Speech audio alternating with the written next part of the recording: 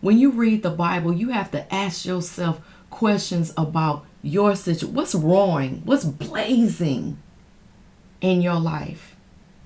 What has you stressed out? Many of us think that if I have a better job, I have more money, more prestige. We still hear of rich folks still jumping out of buildings, drug addicted, just trying to find out money, sex, power. Is that what we need? Or I would have contend, as these 4 men did, actually 3, that were thrown into the fiery furnace. I would contend that they saw something different. That it wasn't about power, it wasn't about money, and it wasn't about sex. They knew of a God, and they didn't just have knowledge of him from cover to cover. As I reflect on thinking about the Bible, they knew God. They knew him so well, and we can know him too. They knew him so well that they said that whatever happens, we will not give in. We will not bow down to you. What are you bowing down to? What are you surrendering to? Even last night, I was so overwhelmed. I was so overwhelmed.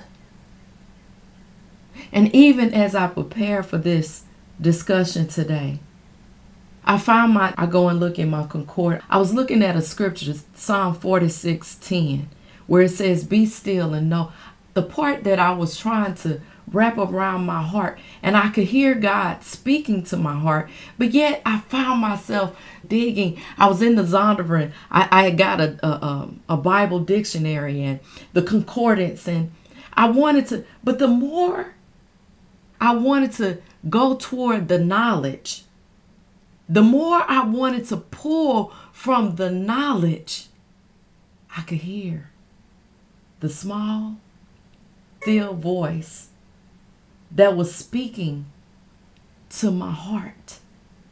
He was translating it for me in a way that I could understand. Not as a scholar, not as a theologian, not as a Bible teacher. He was speaking to me in a way that I could understand him for me. It was like he was saying, calm down, chill out, bring it all in, rest. What I like about that particular scripture is the scripture before. And what the scripture before says is that he causes wars to cease. What did Daniel, Shadrach, Meshach, and Abednego know about God? I would contend that they knew more than knowledge. They knew him. They knew him. I've been married to my husband now. We've been together nearing 25 years. We've been together 30 years. He can call me and he'll start a sentence and I'll finish it. Not because we read each other's minds, but it's just that our lives are so intertwined. He said something as simple as this, right? He said, what you want?